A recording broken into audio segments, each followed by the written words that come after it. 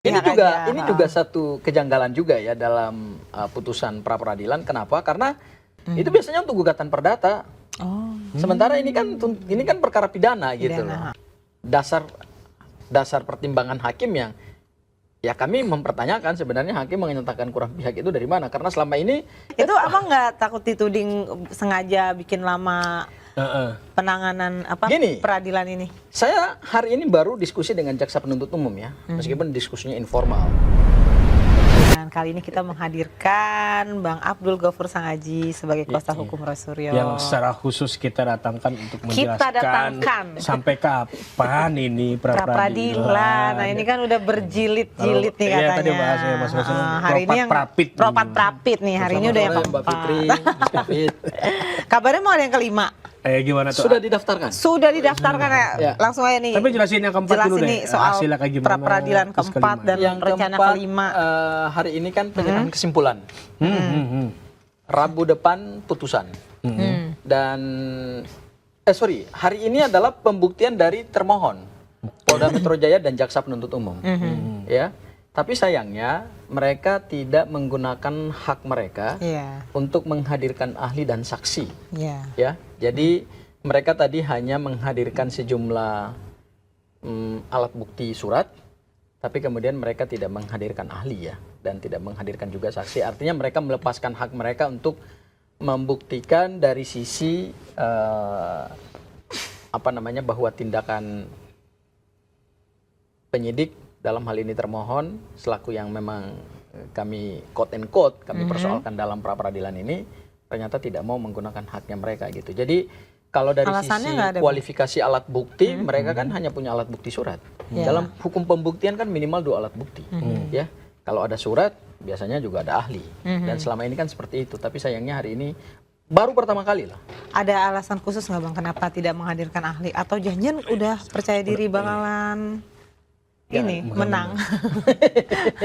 Atau bosan kali Bang? Menang kalau tanpa pembuktian kan berarti kan dasarnya apa kan gitu. Menang kan sayang banget yang melepaskan haknya ya. Ya dia melepaskan haknya. Dan dalam permohonan pra peradilan yang keempat ini kan ada 3 hal yang kami persoalkan. Yang pertama pencekalan.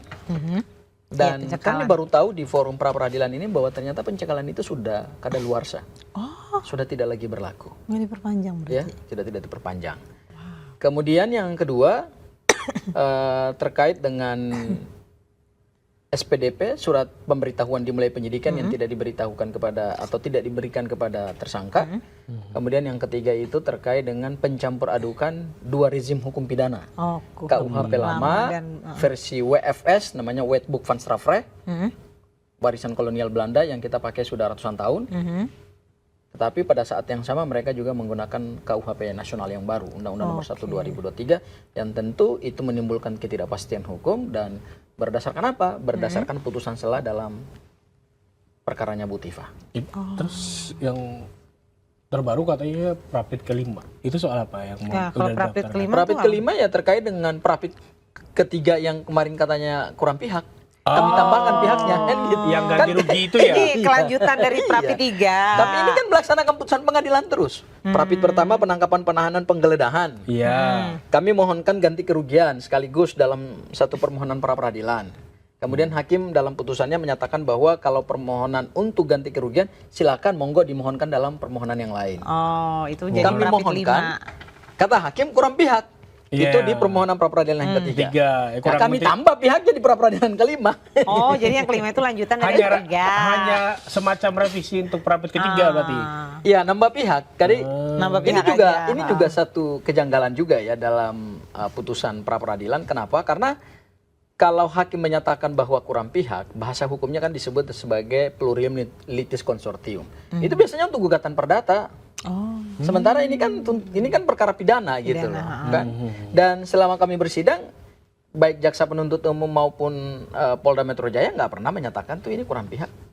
Jadi itu ya dasar pertimbangan hakim yang ya kami mempertanyakan sebenarnya hakim menyatakan kurang pihak itu dari mana? Karena selama ini kalau ganti kerugian itu memang tidak pernah diikut sertakan pihak Kementerian Keuangan. Karena kan dia bendahara negara, buat apa diikut sertakan? Karena otomatis begitu misalnya putusannya adalah termohon dalam hal ini adalah penyidik harus membayar ganti kerugian akibat kesewenang-wenangan lalu melakukan upaya paksa, maka biasanya secara otomatis berdasarkan aturan perundang-undangan yang berlaku, ada Undang-Undang Perbendaharaan Negara, Undang-Undang Nomor 1 2004, kemudian juga ada Undang-Undang Keuangan Negara, itu kan biasanya yang akan bertindak selaku juru bayar kan adalah Menteri Keuangan sebagai bendahara negara, otomatis itu. Jadi buat apa kami mengikut sertakan Kementerian Keuangan? Tapi ya sudahlah, kami akan melengkapi itu dalam permohonan pra peradilan yang kelima. Nah, Dan ini kan- minggu depan kami akan mulai. Ini kan yang kelima, lanjutan yang ketiga. Nah, bakal ada yang keenam gak nih, Bang? Yang keenam tentu masih ada. Itu Abang nggak takut dituding sengaja bikin lama penanganan Gini. peradilan ini? Saya hari ini baru diskusi dengan jaksa penuntut umum ya, meskipun diskusinya informal. Karena saya juga tanya kepada jaksa penuntut umum, kenapa jaksa tidak menghadirkan ahli? Kata jaksa ya, kan yang termohon kan penyidik, harusnya penyidik yang menghadirkan gitu. Ya, jadi kami tidak punya kepentingan untuk menghadirkan ahli atau alat bukti ahli gitu ya. Dan yang kedua tadi saya tanya juga kepada jaksa, gimana tanggapan jaksa terhadap kami pra peradilan ini? Jaksa mengatakan ya itu hak tersangka. Sepanjang undang-undang memberikan ya kami nggak bisa larang Sah-sah gitu. aja ya. Dan ini gini, Mbak Fitri dan Mas Kafit ya. Memang pada akhirnya kita harus membiasakan diri dalam ekosistem hukum pidana baru. Kalau selama ini kan nggak pernah yang kayak gini ada, kan? Ini kayak hal yang baru bagi Hal yang baru, masyarakat. ya. Padahal sebenarnya ini hal yang biasa aja. Bukan hal yang biasa, hal yang baru yang perlu dibiasakan. Dijadikan sebuah hal yang Ya. biasa. Ya. Iya, pertanyaan ultimate-nya itu kan sesuai dengan judul diskusi kita nih. Sampai kapan?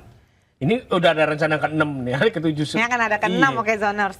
Sampai semua quote and quote kesewenang-wenangan penyidik itu selesai kami uji satu persatu. Oh, jadi pra peradilan ini Iya. untuk menguji satu persatu. Satu persatu, kami preteli satu persatu. Ada yang mengatakan begini, Kenapa nggak di persidangan? kenapa nggak semuanya aja dalam Iya. satu permohonan Iya. pra peradilan? Nah, iya. Ingat loh, pra peradilan itu hukum acaranya adalah dia speed trial, dia peradilan cepat. Ya. Kami kalau gabungkan itu semua dalam satu permohonan pra peradilan, bayangkan bagaimana pembuktiannya. Sementara kami membuktikan sesuatu saja, itu bertanya aja cuma 30 menit. Sementara ini banyak hal yang harus kami persoalkan gitu loh. Ya tidak mungkin lah selesai dalam 1 minggu gitu loh. Maka itu jalan keluarnya adalah kami memohonkan pra peradilan secara parsial. Oke. Sepanjang berdasarkan pasal 160 KUHP yang baru mengatakan bahwa sepanjang tidak nebis in idem atau bukan hal yang pokok yang sama, maka monggo mohonkan terus. Nah, ini kan Dan kami kalau- mohonkan terus. Kalau dari pihaknya Pak Jokowi nih, itu kan merasa ini kapan nih Pak Jokowi, kabarnya kan kemarin kata Pak Ade ini ya sudah pengen sekali hadir ke persidangan. Bahkan, beberapa tapi ini karena pra peradilan jadinya seperti seolah-olah nih memperlama gitu. beberapa pernyataan Pak Jokowi juga nantangin secara langsung. Kita nggak biasa melihat Pak Jokowi Iya. ngomong eksplisit gitu kan. Mungkin sampai- biasanya kan ya kita ikuti saja. Iya, gitu kan, baru kali ini sebenarnya. akhirnya Baru kali ini dia benar-benar secara- memberikan statement yang sedikit keras. spesifik gitu Betul, kan. spesifik. Artinya mungkin ini kenapa Ini ini? seperti dalam tanda kutip, Ini emang sengaja gitu kan. Bikin lelah gitu. tanda kutip itu Pak Jokowi kayak ngajak perang terbuka. Iya. Oke, jadi Ayo. gini. Kayak langsung aja lah to the point gitu.